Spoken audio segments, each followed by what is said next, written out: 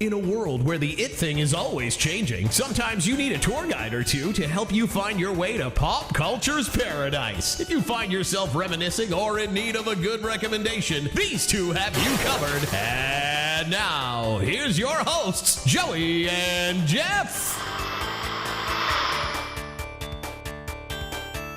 Joe, can you believe here we are, episode 5, and the first thing that I want to bring up is Michael freaking Irvin. Did you see him on the sidelines? I think you need to tell me about history. Because if you want to talk about history, then let's talk about history. Not your history, not the show's history of 4 episodes, but history. So, well, when you go to history, let's go into history. Don't just go to your history. Let's go to the history. Dude, that was some of the coolest stuff that I've ever seen. I don't really watch any of those like First Take or Undisputed as much anymore because usually they're just bagging on our team. Well, but for Irvin to go Skip up on Bayless there is and the just absolute worst though, because like you could follow his tweets and like he'll be like, "I'm telling you, this Dallas Cowboy team is the team of destiny." 30 minutes later, this Dallas Cowboy team is falling apart. They need to trade everybody. And then the next tweet, "What have I told you about Dak Prescott?" Next tweet, "Dak Prescott has broken mechanics." And I appreciate you having my back like that. back. I watch you all the time, Yep. Skip. I see you, B. I say, way to be on my back like that. I like you, buddy. You my man, Skip. for being like the biggest fan and biggest sports writer in franchise history, he's very up and down. He's the most notable one. I mean, we both follow those Cowboy fan sites. Like, at one point, my Twitter had 4 different Tony Romo fan accounts that I was following. Yeah. And it was like daily Tony news. You know as well as I do, and I'll break it down for you like this, right on Pop Culture Paradise. All right, Tony was and is our guy, like for life, right? Like, right now, I put on my Christmas display, and there's a Tony Romo ornament right now. Right, and the reason is because Tony was the quarterback of our team, like through our late teens, all through our 20s, and into our 30s, like. Those are very like influential times of our lives, and that has been It's our kind of like guy. the last time. It's like the last time you truly care about it, because you're like, oh, these people are role models, and now at this point you're like, no, wait, now they're just younger than us. This sucks. I know, it feels weird. That's all that matters. You won. That's all that matters. You won. So the whole thing is I gotta admit right now, I gotta put my hand up and say, I did not give Dak Prescott a fair shake. Okay. Dak Prescott put up the greatest rookie season ever. I was completely against him simply for the fact that Tony Romo was our quarterback before, and I felt like Dak took his job. And what really made me mad is Tony didn't even get to compete for it. You see, football is a meritocracy. You aren't handed anything. No, football's not a meritocracy. Put Tony back in.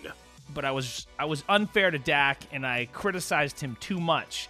Now, is he a flawless quarterback? Certainly not, right? No, God, no. But if you Dak Prescott, you're a young guy, you're coming into this league, you got to make a name for yourself. You can't risk throwing those kind of balls and then coming interceptions because we'll have you out of this league very soon. If there's one thing Dak Prescott does, and tell me if you agree on this, is the guy leaves it all on the field. He tries really, really hard. Like, his effort is a 10 every game. Yeah, but I also think he leaves himself on the field. Is he going for David Carr's single season getting sacked record? Like, yep, maybe. I felt like every time I watch him play, it's like, good scramble, can't read the next route, and then freeze.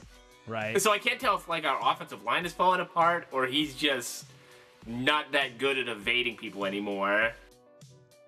I don't know, man. We could talk about football forever, and it's a long thing. Like, you and I were just texting back and forth watching this game versus the Eagles right here, and that, my friend, was super intense. I can't wait to see what Michael Irvin has to say about tonight's game with Amari Cooper grabbing 3 touchdowns, including the game winner. That was crazy. Extra men on the rush. You win. Perfect. Well, do we need anything to get Michael Irvin even more hype? Like a 200-yard reception day, 10 catches, 3 long touchdowns, like game-changing. The one that deflected into his hands. Irvin's already sweating and preaching right now, and he would have done that on like a 3-catch, 30-yard day. Yeah, man. Like, right now, you don't need anything more to turn him into... I think he's turning into Cedric the Entertainer now. You picture Michael Irvin. Well, I mean, he certainly has the suit for it. What if he was just up there doing stand-up? It'd be kind of awesome. Is it just me? Is it just me?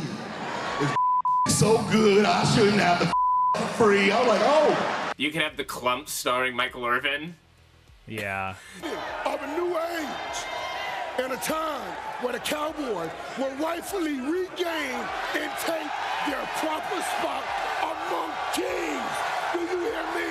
Regain and take their proper spot among the kings.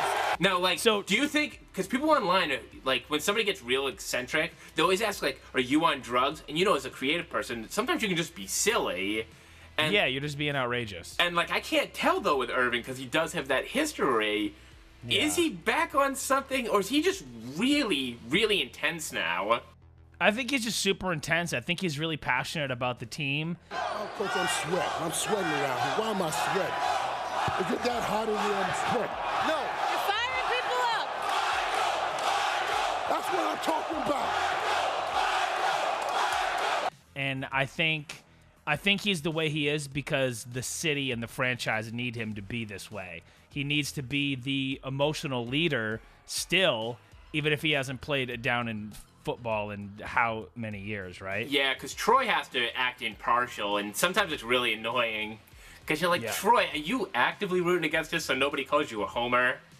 Right? Have you seen how much critiquing people have done of Jason Witten on Monday Night Football?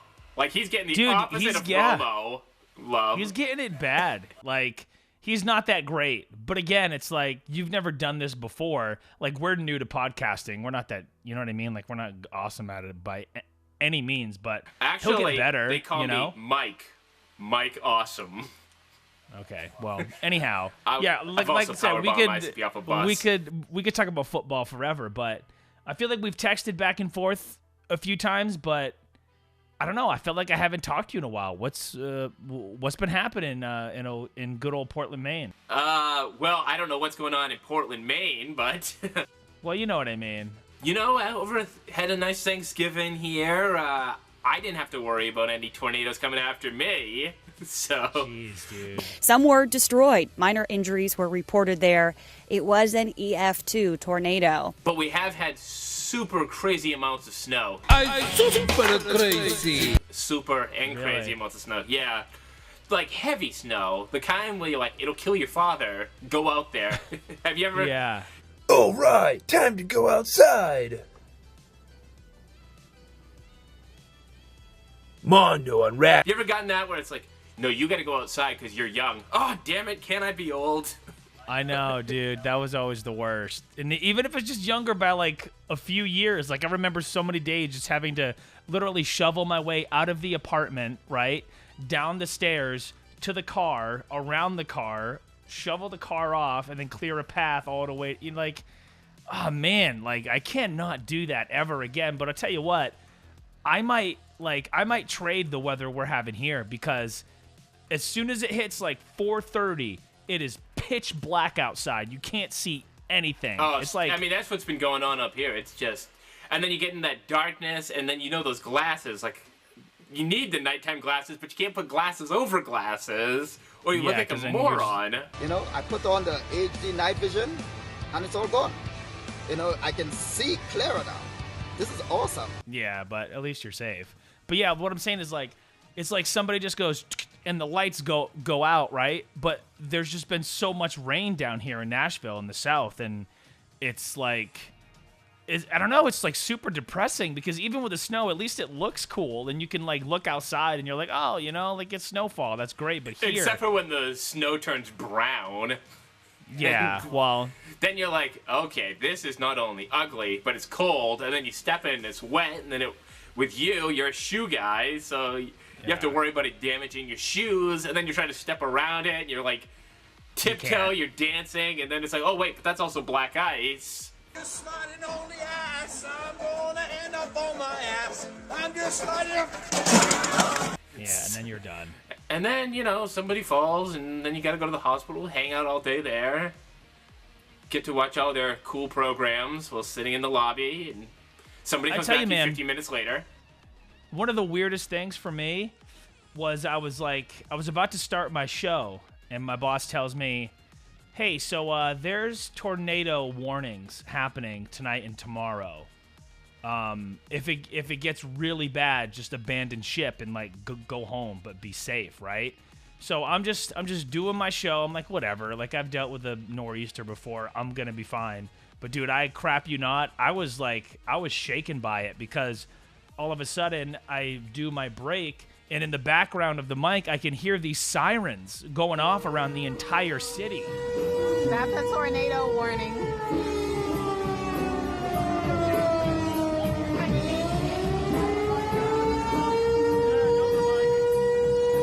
Which is crazy, because you were telling me at your DJ gig that some girls came up to your DJ booth and they were dressed like the Purge. So I was being super sensitive, like I am, and saying, no, this is just like an eyes wide shut type warning message that you're about to be taken out here.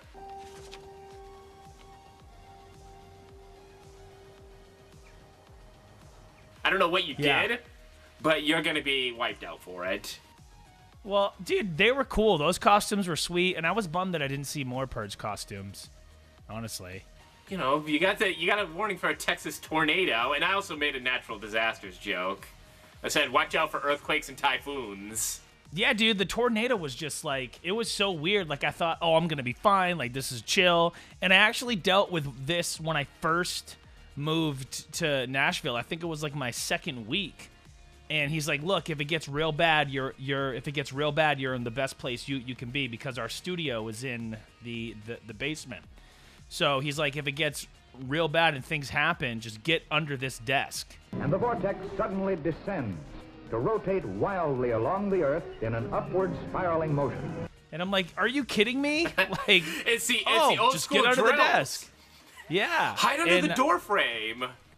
Yeah, it's crazy. I think I have a bunch of those old clips as well. Yeah, so you sent me that message, and I was like, well, I guess I'll look up on Google, how to survive a tornado. Yeah.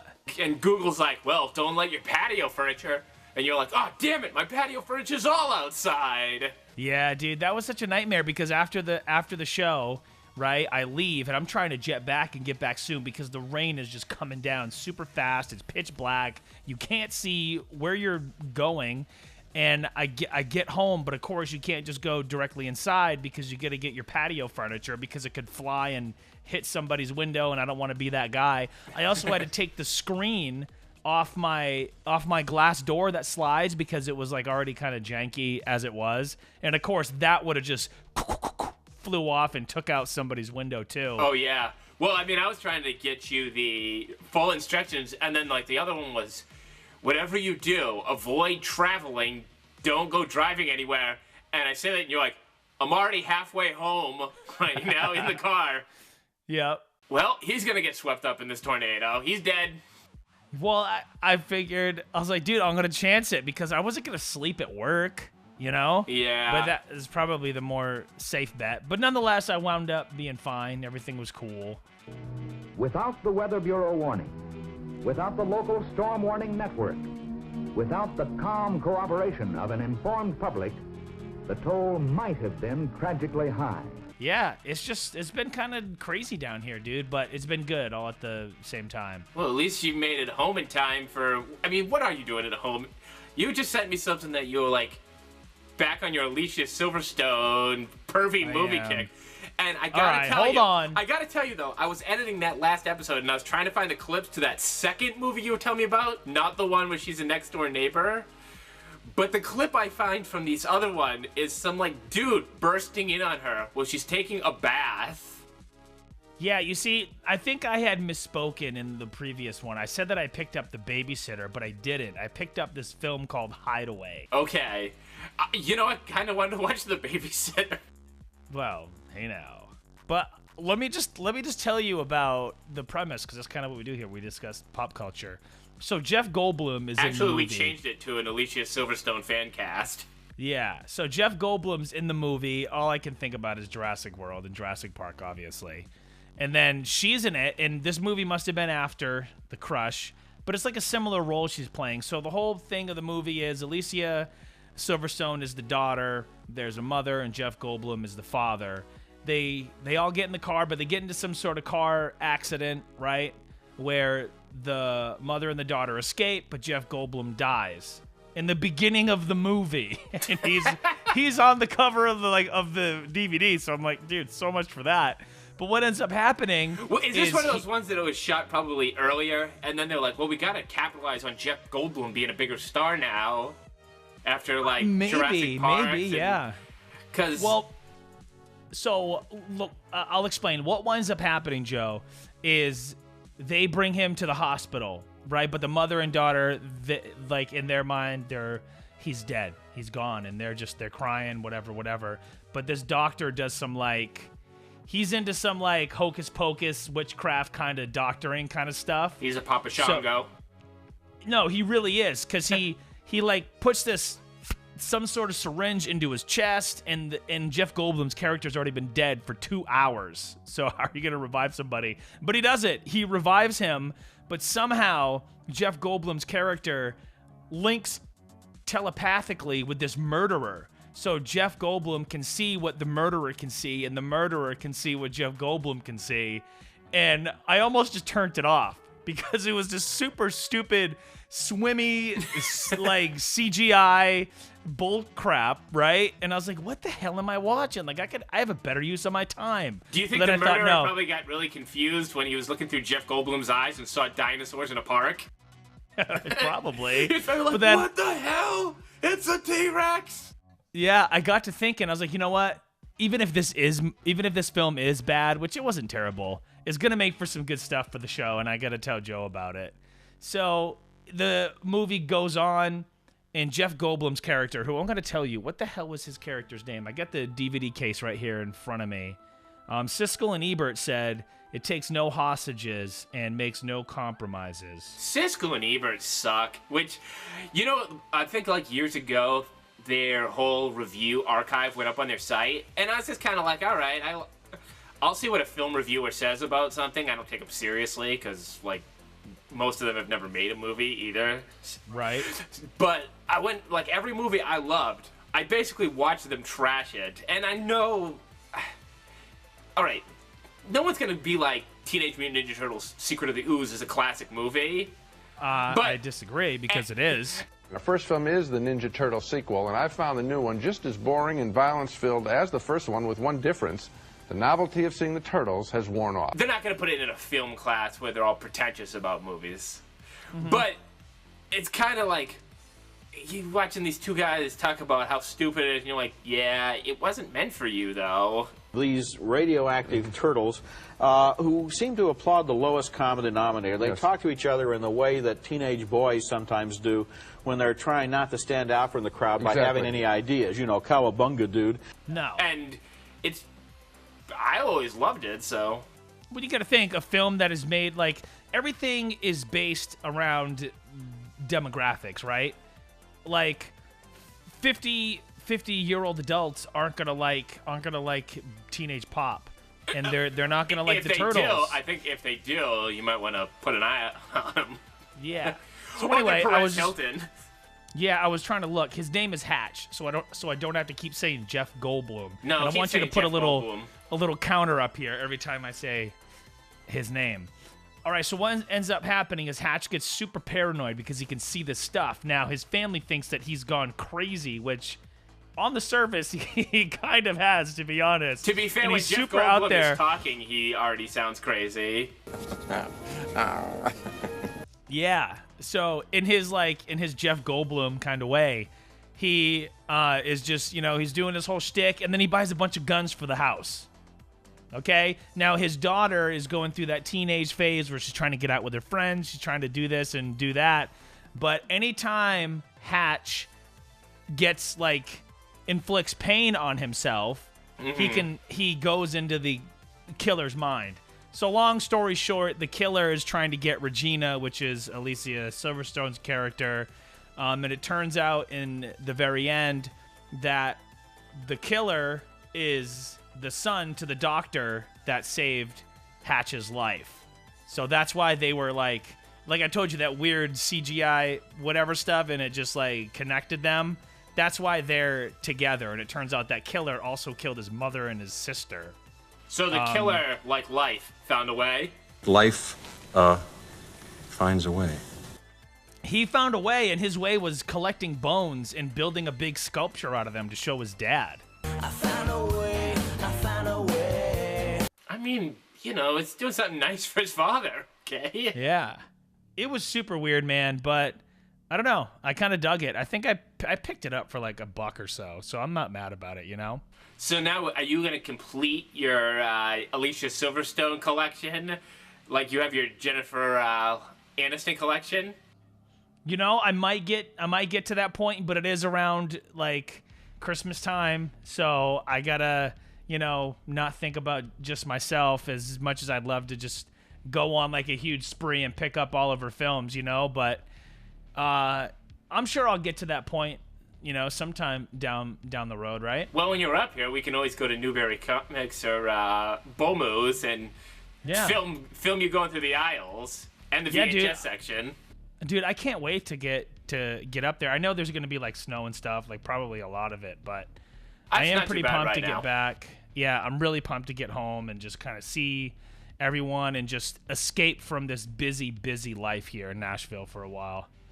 Well, the good thing is that nobody's holding you too accountable. Like, you know that we've missed every single challenge we've put out for each other so far? Yeah, well, all right. And I know what you were up to. I sent you that picture. You were at that Bubsy convention, weren't you? No, I was there. Yep, I was one of 3 people that showed up. That's a big turnout for Bubsy.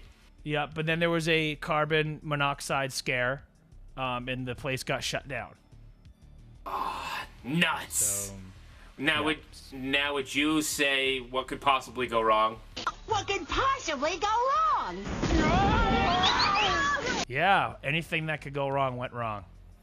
So on that note, I actually did follow up, and I did watch The Exorcist and Poltergeist. I made a note. You finally did. I did, and I totally agree with you on The Exorcist. It was good. It was crazy long. I didn't do myself any favors by going for the director's cut, which I guess is like 20 minutes more footage.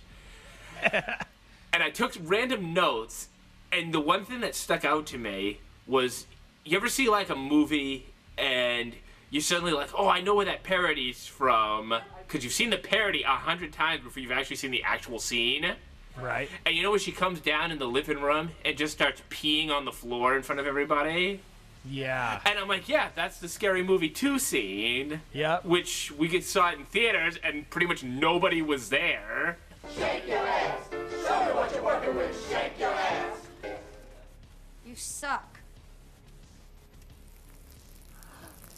Yeah, that one was really good. I liked that one. I always thought that was pretty good. And I mean, at the time, I loved Anna Faris and stuff. She's always really good at that girl next door stuff. Then the other thing is, you remember every single time she like tripped out and saw like a demon? Yeah. I kept thinking, because he had a blue face, and I'm like, that's supposed to be scary, but he just looked like Zombie from Pee Wee Herman. Yeah. And I was just expecting him to be like, Pee Wee? And then, the other thing that I thought was really odd, well, I didn't listen to you when you were doing the podcast for it, and you started talking about how she started stabbing herself in the giant, and I was like, I don't know how I feel about this. This is like, I don't want to watch that part anymore. It was... Yeah. Because then you're just like, I hope nobody comes in the room. And sometimes I watch movies at the gym either, and I'm like, I hope nobody looks over at me and thinks I'm this weird guy watching what I'm seeing right now on the screen here. And then I think I phased out because, like, there were killings that I didn't know what happened. Like, it's not one of those movies you can, like, tune back in and out. No, it's like you gotta pay super close attention to what's happening. And then with Poltergeist... That was better to me. It was okay. It was hokey, right? And then I thought was funny, too, is the beginning... It started with the national anthem playing... and then, like, you can tell it's an older movie because it ended with this broadcast day. And you're like, TV never turns off anymore. There's no, like, part where it says it stopped, and the first time I saw that was, like, Toy Story 2. And that concludes our broadcast day.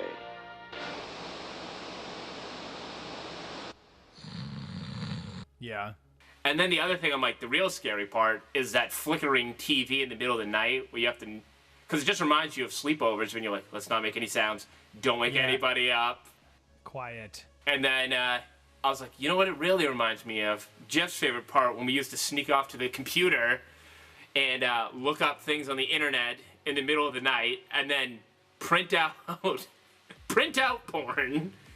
So we weren't buying it, we were just getting computer picture printouts. Oh yeah, and now the thing was one, it was so loud, and two, it would take forever because it was like, obviously, like at this time, like that's just the way printers were, I guess. But notice how quiet this is here compared really to the other is. model. It's silent.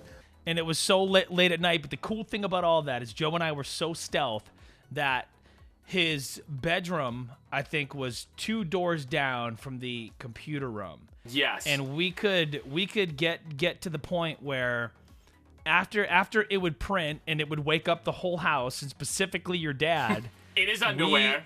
In his underwear, just running out. Hey, who is that? What's going on out here? Don't you two ever go to bed? It was just dead quiet, and he couldn't blame us, because what would happen is we would hear that, we would kill the lights, and Joe would dive into his, it was a bunk bed at the time. So you would dive into your bunk on the bottom. I would jump from the mattress of yours onto the top, catch my blanket and roll over so my face was at the wall, and your dad would come in and turn on the lights. Do you two ever go to bed? I'm on to you two. Well, first of all, with the bunk bed, there was the kind of dresser drawer type thing going on too. So you could jump to the top, you could get on one of the wooden kind of steps, and then jump over to the dresser drawer where the handle was wooden and it was almost like a little miniature step, and push yourself up and spin over. Yep. But then you couldn't go up too far because that was the old school boombox as well. Yeah. So you didn't want to go accidentally turning that thing on. Because that thing would blast sound. Yeah, we would have been toast at that point. I think we did it for the thrill, just because we're like, oh man, we're so edgy to put porn as the backdrop of the computer and make that as the desktop, and then we'll change it before we leave. We did that? Yeah. That's just setting ourselves up for getting into trouble. It's almost like a guilty conscience thing, but then you'd be like, all right, now we got to change it, and then you have to like backtrack, clear out the history, and then if we save pictures there, have a hidden folder in something else, and then but we left it on one night, and the next morning I think my mom woke up to see it. Oh my gosh. Joey, Jeff, what is on the computer right now? I don't know how they got there. I don't know. We've just been sleeping this whole time. And then I think one time we got something called like the monkey virus from one of those sites. Because back then, I don't think the security was that great on most websites. It was just like, what would happen with that? Yeah, what would happen with that monkey virus? I think it just like locked your computer to not be able to change settings. Yeah. And then I think it would like randomly slide images as like a rotating wallpaper, and then it would download cookie and tracking software, and then maybe hijack your CPU. I don't really know. I didn't get that bad of a virus. What was the one virus you got where it made a bunch of stuff come up? I don't. Was it Bonsai Buddy? Maybe did that. I don't know. There was some virus that I remember you telling me about. You got. Oh, there was one that I called Skynet because it was self-aware, and like you'd go on the Seek and Destroy and some of the other Search and Destroy. Seek and Destroy is Metallica. You'd go into the programs and you'd be like, all right, I want you to erase, go to default settings, get rid of all these programs, and then the program would tell you, no, we won't allow you to do that. I'm sorry, Dave. I'm afraid I can't do that. Jeez. Yeah, it was was like 2001: A Space Odyssey. We cannot allow you to do this. We can't allow you to change this program. So I had to get my friend Alex to slave the laptop. Oh, yikes. And then open it without opening any browsers to pull the information off of it and then just boot it clean. Jeez, dude. Yeah, and then as it was slaving onto his drive, the program tried to attack his computer. You must have been into some, like, dark corners of the interwebs, bro. You know what's sad? I don't think it's ever when you go to the dark corners of the internet. I always think it's like the sloppy one that gets you caught. Maybe. Like when torrent or download anything, anytime I've ever gotten one of those weird notices, it's always for the lamest file. I am not admitting to ever torrenting anything in my life. Neither have I. I've heard this. Just from stories we've read. Yeah, but it's always and then like you'd have like your friends being like, "Oh, I got this movie," and it's like, why would you go for that movie? Why would you go for like the most popular thing out right now? Yep. My pal Darryl, he gets these emails all the time. And they're like, "Hey, we're on to you. We saw that you downloaded this much gigabytes worth of stuff from this particular site and that you're trying to use like a redirect ping address and all this stuff." And I'm just like, "Dude, you're going to prison. Like, what are you doing?" And Darryl's all like, "Yeah," he's like, "They won't stop me. I know I'm smarter than them." I mean, there's nothing like an adult man downloading Boss Baby. Right? Like, he wouldn't even go to jail for good stuff. No, it would be dumb. Yeah. You know what my favorite Darryl story, though, is? It would say you're going to prison for illegally downloading Grown Ups 2. It would be like, it'd be like Rio 3 or something. For his kid? I did it for my daughter! No, he was watching that before he had his kid. Yeah, probably. Like, Darryl's the only grown man I've ever seen have Madagascar on his hard drive. Yeah. Like, you didn't grow up with Madagascar. No, he's a character, that's for sure. But you know what the best one was? The Repo Man. Repo Man. Taking all his stuff. Oh, dude, that was the best story. Right. Have we told that on the show yet? Nope, you gotta tell it. All right, we're good. All right, so Darryl was living with our pal at the time, Corey, right? And we just had this, like... I didn't live at that particular apartment, but I've lived with him in the past. It was just a straight-up, like, bachelor pad, just, like, bros galore, right? Darryl decides he's gonna move in. He gets the small room. But what Darryl decides to do is, because he had just got a job where he feels, like, somewhat secure, right? Because he's working for my pal Max in a kitchen... is he decides to go out to one of those, like, Rent-A-Center or Aaron's or one of those, like, big rent places, right, where you can get all the furniture and TVs, and he does exactly that. He gets a brand new whole bed set with box spring mattress, headboard. He gets brand new, like, dressers and bureaus, Blu-ray player. He gets, like, the Xbox. He gets, like, a 60-inch TV. And mind you, the 60-inch TV in his room was like the size of the wall. Like, his room was super small. And I remember one day, I just had stopped over to visit Corey. I think we're going to go for a run on, like, Back Bay or something like that, right?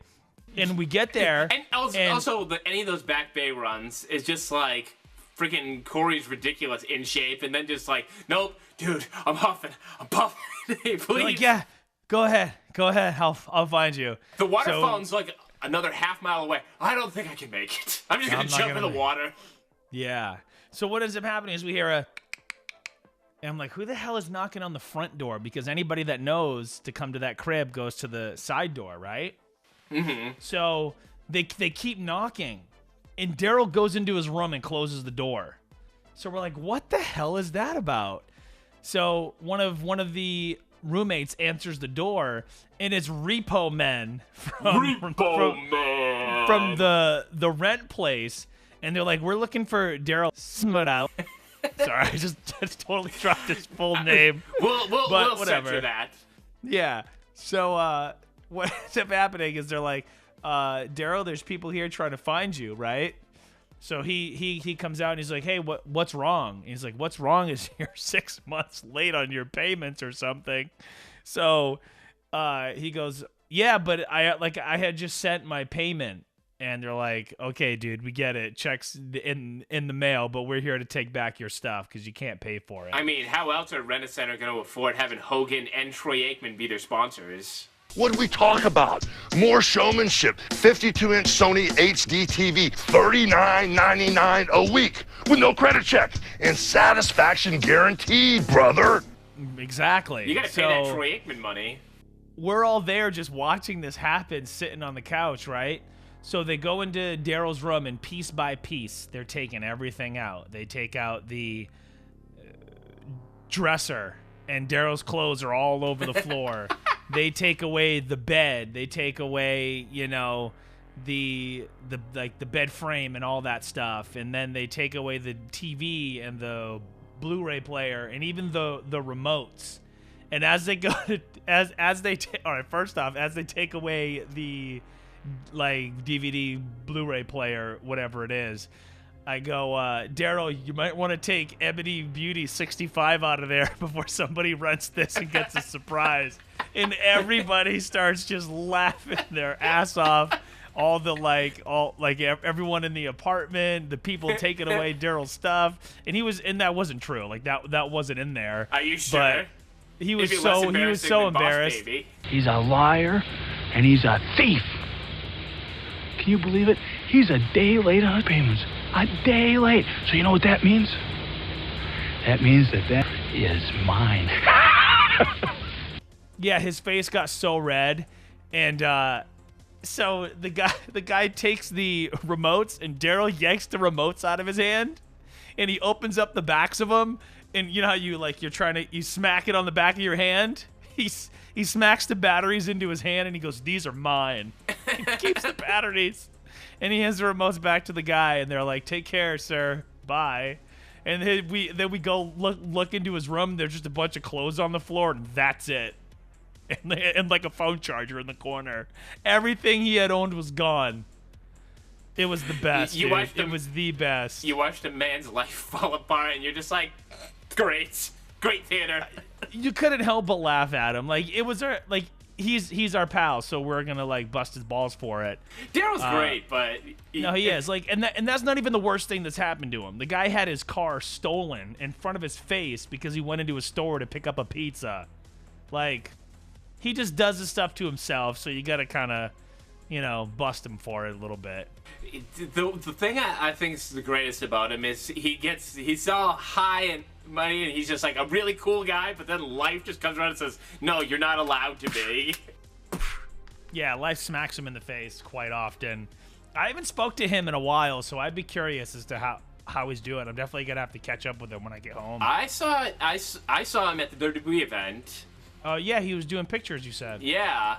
Yeah, because he's doing, photos now from what I've seen for, the Mammoth Arena team that's in there. The football team, right? Yes.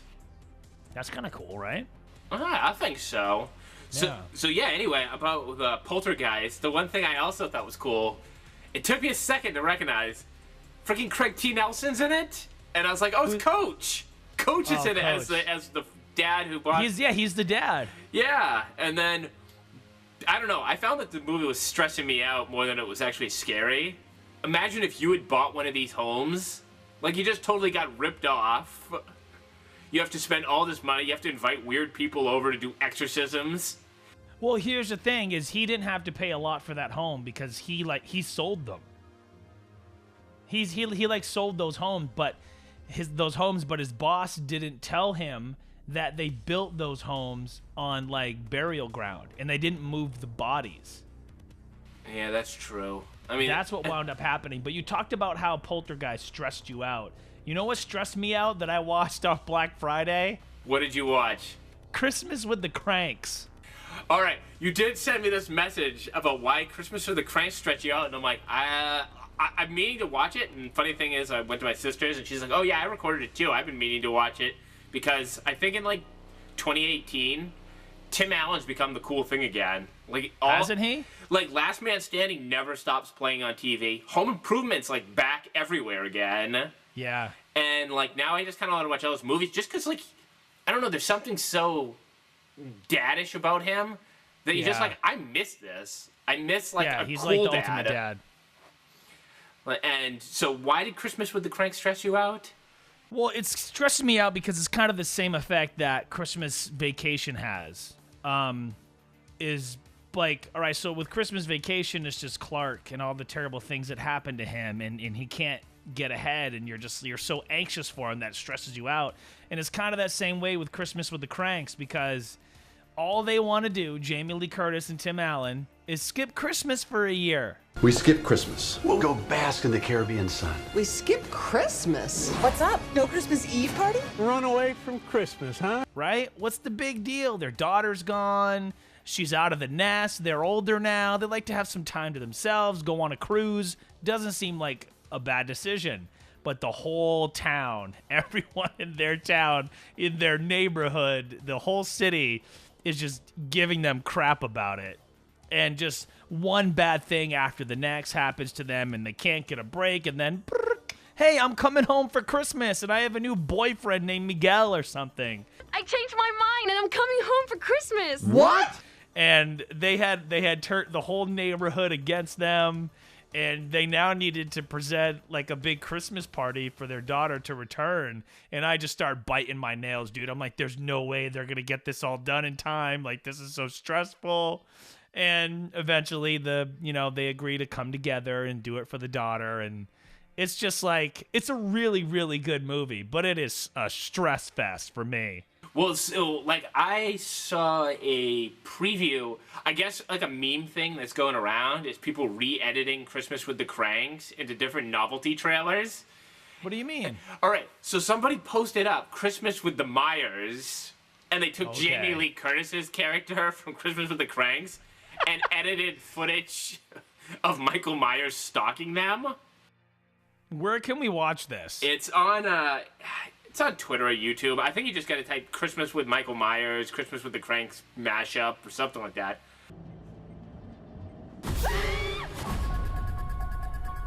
I can't go home. It's too depressing. I saw the trailer, and they're like, the two of them are talking like, we spent $8,000 a year on Christmas between what we pledged to different people, presents, and I'm like, $8,000? Holy cow. No wonder they want to take a break from Christmas. Well, then the other thing I saw, too, is that, remember I was saying about Halloween, that I wonder if there was deleted scenes? Was there? Apparently the DVD that's coming out is like 20, 30 minutes of deleted scenes. So I'm going to guess that's all the deaths that they, like, quick cut to instead of actually showing. Right, so they could get that PG-13, right? I think it was an R, wasn't it? Was it? I mean, there was nothing that really screamed R, but sometimes movies just get an R. I think I heard like one curse word in the movie, unless I'm mistaken. I probably am. You know what? There's a lot of times where I think I hear less cursing, and then I go back and I'm like, nope, there was a lot of it. Totally just blocked it out. One time, you were DJing a gig at GameStop, and it was a Q event, and you wanted to play some video game specific music, so I'm like, we'll play Hyper Crush, their Street Fighter rap. It would go great in this crowd. And as we're playing it,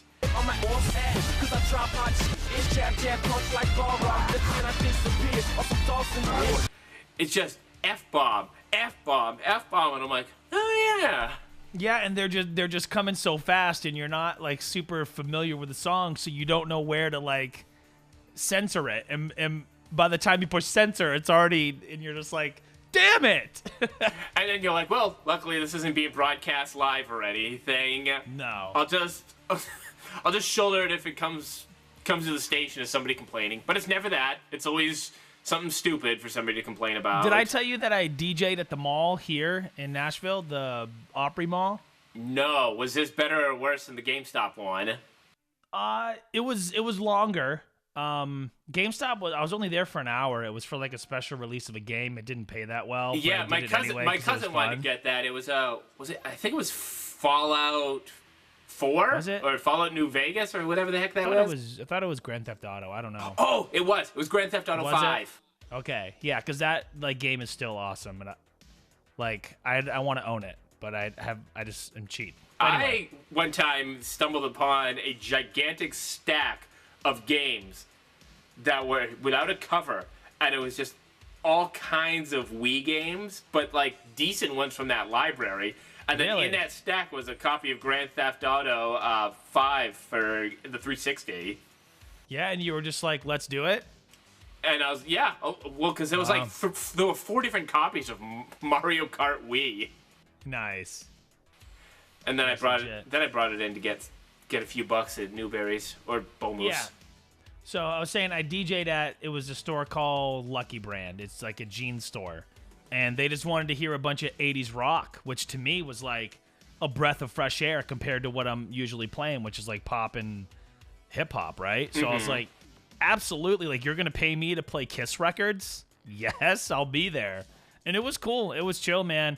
But the one part that sucked and my trap still hurt from it is I had to carry in all that gear from the parking lot of the mall. And what a good time. What a good time. Great. And of course, you can't get like a parking spot in the front because it's Christmas time. Oh, God. And every parking spot's taken. So you're like three lots over from where you need to go in, and you're also in the back. That was a nightmare. Like my muscles, just like what I have for muscles anyway, hurt. Like my body aches is what I'm trying to say. Now, like, so you're saying it's still a mad rush in the malls right now? Oh yeah. You know, people keep saying like it's all dead and it's all online, but it doesn't seem like it gets any better in stores even nowadays. Dude, it's not dead because I went out and did shopping on Black Friday. What did you pick up? It was pretty crazy. It was crazy, but it was like a calm crazy, right? Mm-hmm. So I went in there with somebody who wanted to pick up a new TV. So you had to get a ticket. You had to get in line. So we got in line an hour early. Now, the items that weren't the big ticket items, and I'm using quotes here, was like they would just wrap them up in plastic, like saran wrap. And when the clock struck 6 o'clock p.m., which is when everything was like a friggin' free-for-all, they would cut the plastic, and there was already people waiting around it like, no, that's mine, that's mine. And they're just like, they're hoarding like all these Google Home Minis and Echo Dots and just a bunch of random stuff, right? So we end up getting, in line for the TV. We get that. And then I go, you know what? I wasn't thinking about getting myself anything, but let's go check out the Blu-ray section, right? Yeah, because you're a Blu-ray fiend. I am, but typically if they're like, I don't know, like action flicks, like comic book action flicks. I've never into comic books, but I love Iron Man and all that stuff. So I pick up, first off, Spider-Man Homecoming on Blu-ray for $4, right? I was like, that's a steal. I have to have it. I picked up Deadpool 1 and 2. I can't get over that name, though. What? Spider-Man Homecoming? I just expect, like, Spider-Man at a prom or something, or, like... It's awesome. Like, Spider-Man's on a parade float, and people are dancing to the side of him. Dude, it's so good. Like, it's so good, especially if you're, like, a big Iron Man fan like I am. I picked up Deadpool 1 and 2, which part 2 you told me you haven't seen. No. Super, super good. Let's see, what else did I pick up? Just a few other randoms. Like I picked up Jurassic World 1 and 2. Obviously, I've already seen 1, but I hadn't watched Jurassic World 2 yet, so I watched that. That was super good, but watching that movie the whole time, I had my hand over my eyes because I thought Blue would die. And I was like, emotionally, I can't handle that because I'm attached to this fake dinosaur, right? You know what? I almost... for some reason... I think I'm getting to the point where I want to collect another line of action figures, and I wasn't attached to them when I was younger, but I kind of wanted to start picking up the Jurassic Park 90s figures. That'd be cool. And then I guess they're still keeping that tradition somewhat alive. Yeah. And there is what's Chris Pratt's character's name in the film? Owen, is it, I think? Yeah. And it's Owen in the same 90s style with a blue that moves. As Ranger Joe? That moves like a vehicle. And I was like, cool. This would be fun to bring outside and play with. Yeah. With my nephew, not just me by myself. Who am I kidding? Get the camera out there. Yeah, that one was cool. I picked up a couple of games that I wouldn't have paid full price for. Like, I don't play many Xbox games. Like all last year, I played NBA a ton. but I picked up the new one this year, and I'm not really playing it at all, and I don't know, I just don't care. The whole game is just like a cash grab. You know, it wants you to spend money to get virtual currency, which is just a huge foot up your butt.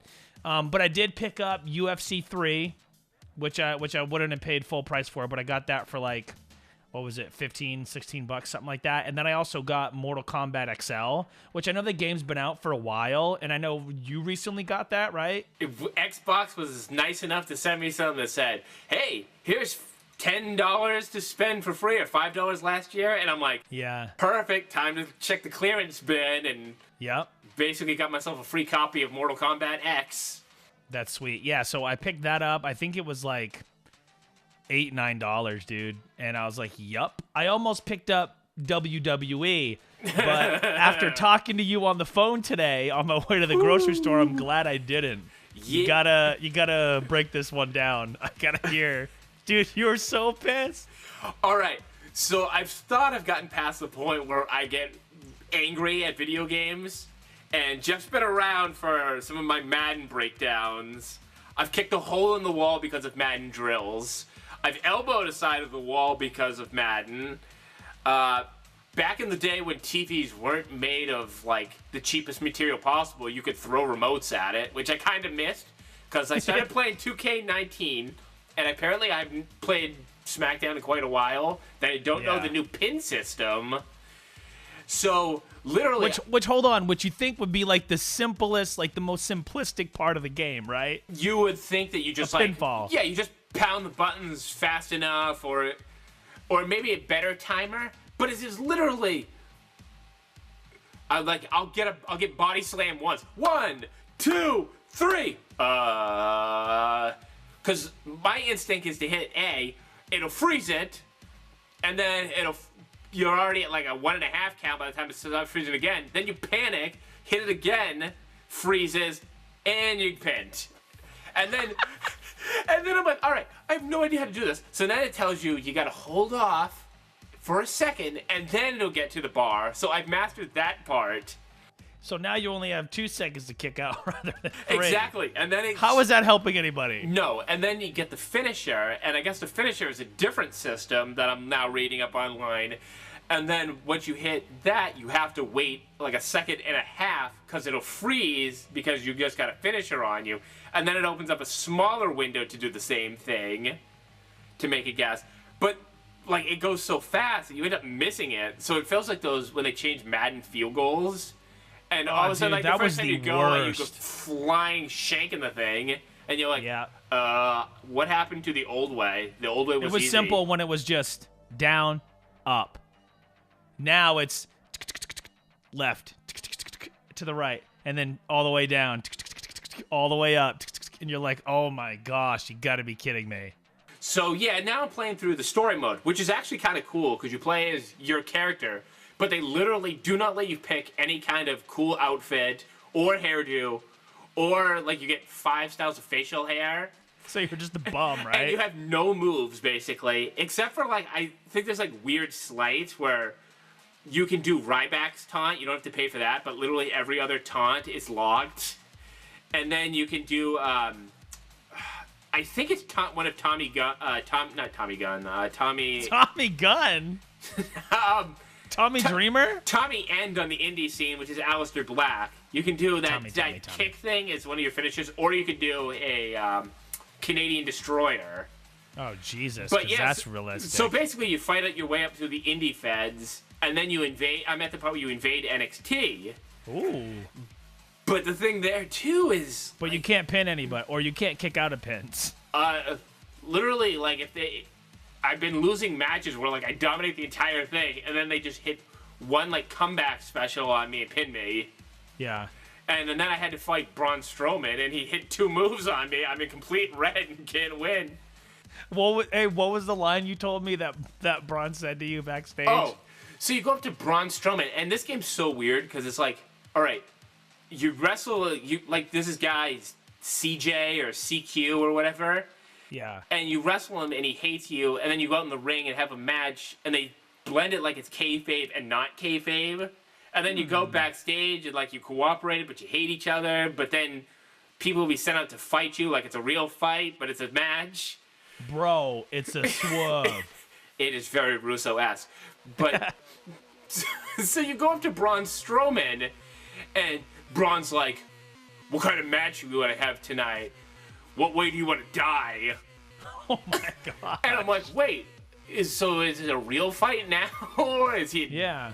So how do you want to die tonight? I'd like to survive tonight if that's okay with you. Is he threatening to like kick me up my ass in the ring because it's real? Because I'm going up to him backstage before the show, like we're workers trying to work it's a still match. real to me, damn it! And he's freaking curling a freaking ladder. And then you go up to Alexa Bliss and she's all like, "I loved your work in the indies," and you're like, "Oh, thank you." I'm kidding. I don't know who you are. I don't have time to watch the indies. What a dude, that loser. would have pissed me off so bad. And I was, you know, when they give you like your, like, "Oh, this is how I'm gonna react. How do you want to be? Humble, braggadocious?" And I'm like, "Oh, I'll be nice to her." And then one of the other options is, "Wow, I can't believe how tiny you are in person." Oh. And then I'm like, "Well, screw it. I'm gonna replay the scene and go up and do that one." Yeah. Up yours, Alexa. Yeah. You know what's pretty sweet though? You keep the her doing her Christmas tree. Some reason that's in my. Some reason Alexa Bliss's Instagram and Twitter of her Christmas decorating is always popping up now. Dude, I really hope she gets back in the ring soon. I miss her. Me too. Even though she was mean to you, I still. Well, to be fair, my character's a total dork. Like, anyone who goes up to Albert and just goes, "I love your work on the indie scene in Japan." Okay. I mean, I've studied all your matches from your run in WWE and Japan. Really great stuff. Thanks. And the funniest thing you said to me on the phone, you go, "Bro, my guy just looks like a total indie bum." Everybody on there looks like an indie bum, and like the guy who's supposed to be scouted is like this combination of Fandango meets Rick Martel meets like Rene Dupree. Oh gosh. And then like you invade NXT and you can choose to go with 80s wrestlers, DX or NWO. And I invaded as Macho and Ultimate Warrior. Dude, that's sweet. And then they send out security guards, and you beat the crap out of security guards, which reminded me of, remember WWE 19 for GameCube? And you had that weird story mode where you could fight on a bridge and throw freaking security guards to their death and like police officers. Scott Steiner killed mad people. Yeah, and then it had like that weird triple cage in an industrial park.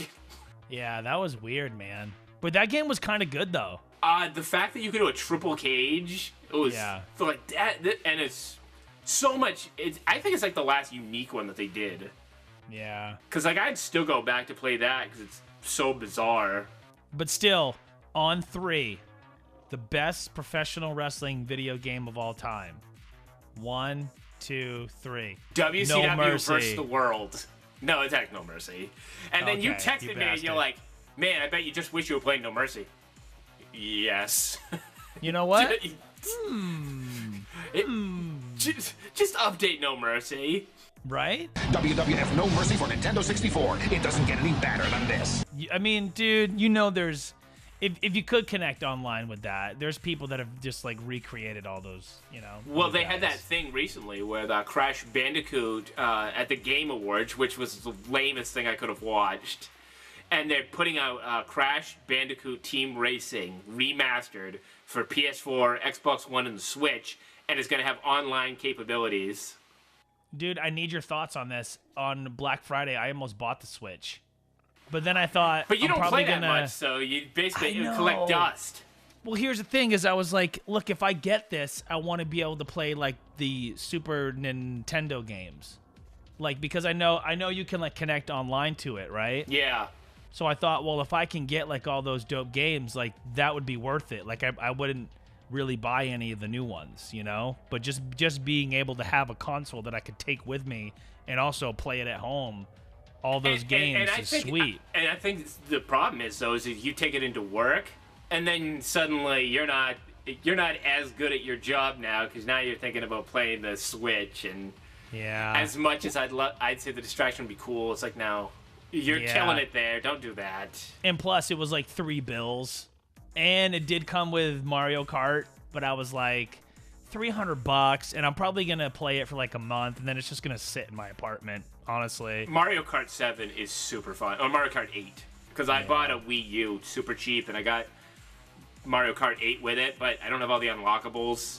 Because I tried to hack the Wii U, and I screwed up something. Of course. So now I don't connect online anymore.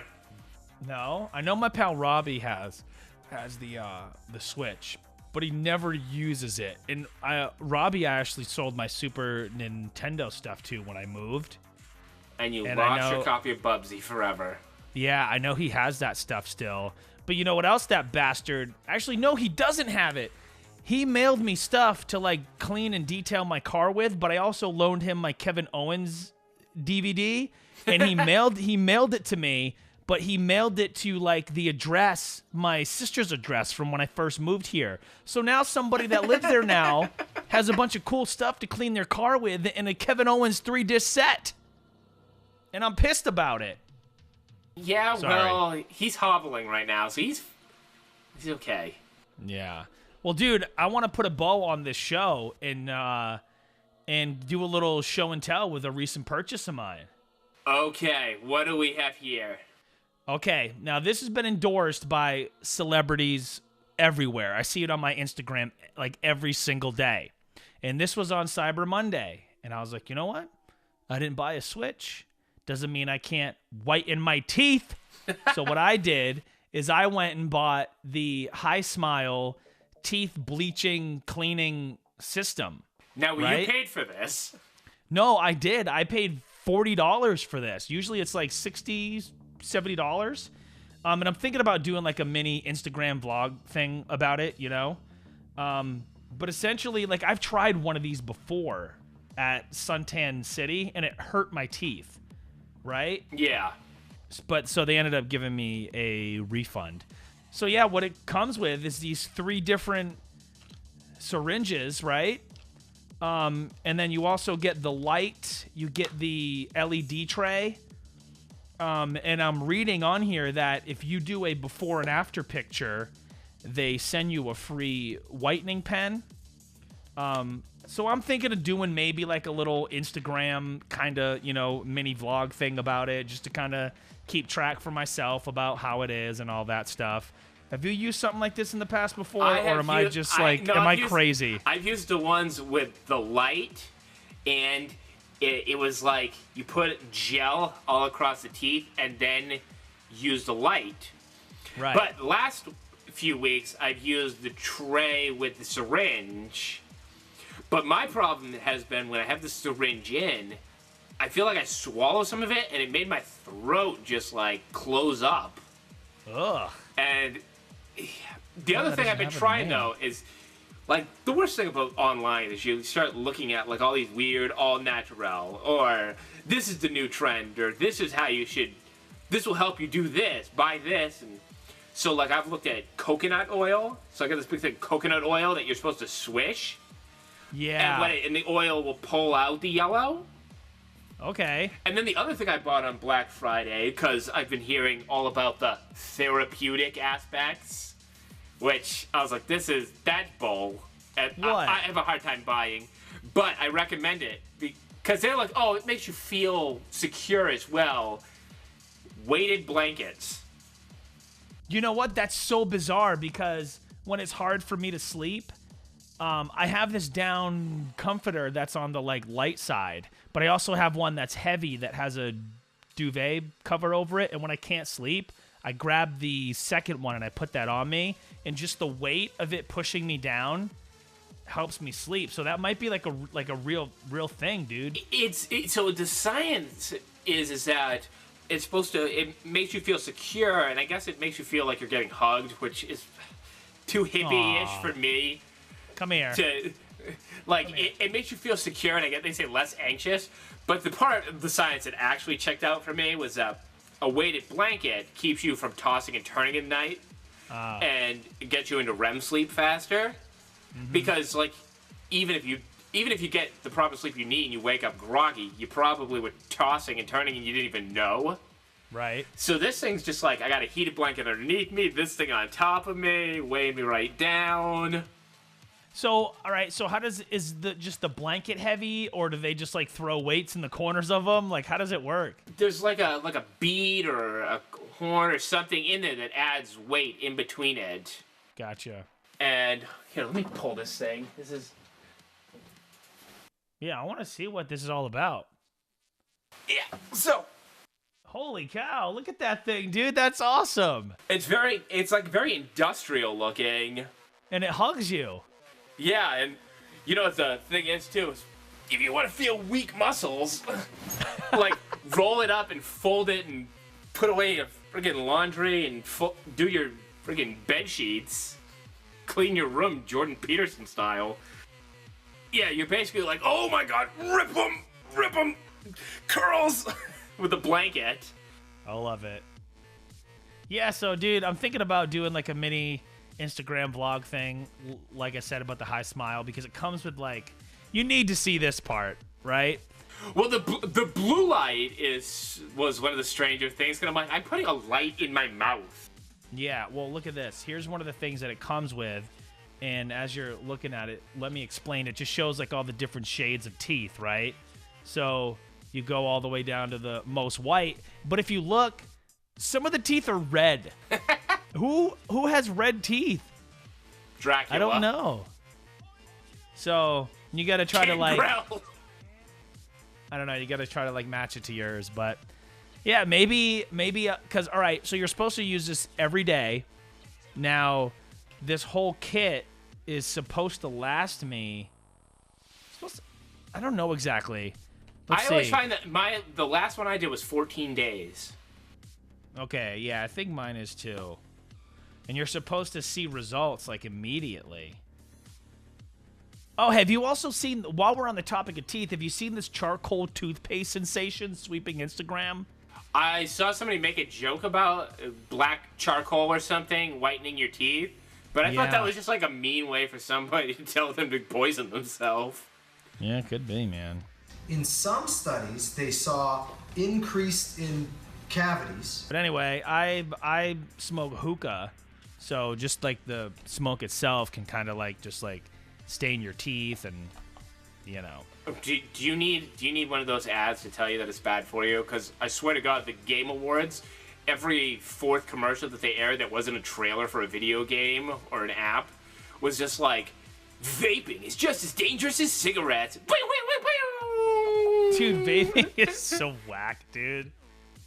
It just is. Like, come on. It's just a douche flute, man. Yeah, my cousin But I've does tried that, it in the past. and they sneak around. And Vaping can deliver nicotine to your brain, reprogramming you to crave more and more.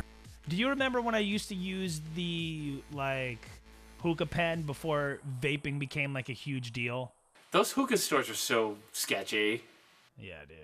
I go to this smoke shop to get my shisha and stuff called the Smoke Token, which is kind of a sweet name. But in there, so next door to them is this place called Vape and Dream. Oh, for the Velveteen Dreams smoked out cousin. Exactly. I don't know, dude. It's not for me. I'm like, I'll admit that, yeah, I hookah, I smoke. It's like my only vice. I think everybody kind of has something. Yeah, you know, whatever it might be. But I'm like traditional in that fact that I like to clean it. I like to set it up. I like to pack the bowl. I don't know. It's like a weighted blanket. It's a hug. It's in your secure lungs and friendly. Yeah. Oh my God, this thing's so goddamn heavy. All right, Joe, what are we talking about on next week's show? Next week's show, inspired by the fact that Jeff told me that he really wanted to marry Jill from Home Improvement. She was the ultimate TV show wife. Like season 1 Jill, but when she changed her hair, I was like, I couldn't believe it. I didn't like her anymore. There were other reasons not to like Jill towards the end of the series. Oh, stop it. But I have my perfect sitcom wife. I have a feeling I know who. No, I don't think you will. No, well, we're going to find out next week. So anyway, we're going to rank the best and life lessons learned from a home improvement Christmas. We are going to talk about the difference. We kind of mentioned Christmas Vacation earlier. And there is a stark difference between Home Alone people and Christmas Vacation people. Now, you have to know that most people will tell you that Christmas Vacation is the greatest Christmas movie of all time. But Joe and I disagree. We think Home Alone 2 is the greatest Christmas movie of all time. And you might be thinking to yourself, well, Jeff, Joe, why not the first one? We're going to tell you and explain everything to you next week right here on Pop Culture Paradise. So make sure you subscribe and tell a friend about it, because we're on iTunes. We're on iTunes now. We're global. We're Titus worldwide. Hurrah, hurrah, hurrah. Hurrah, hurrah, hurrah. Hurrah, hurrah, hurrah. Hurrah, hurrah, hurrah. Hurrah, hurrah, hurrah. Hurrah, hurrah, hurrah. Hurrah, hurrah, hurrah. Hurrah, hurrah, hurrah. Hurrah, hurrah, hurrah. Hurrah, hurrah, hurrah. And don't make that into a GIF, Joe. I'll kill you. I'll just get one of you sliding. Hurrah, hurrah. And much more on the next episode of Pop Culture Paradise. Peace. Rip 'em.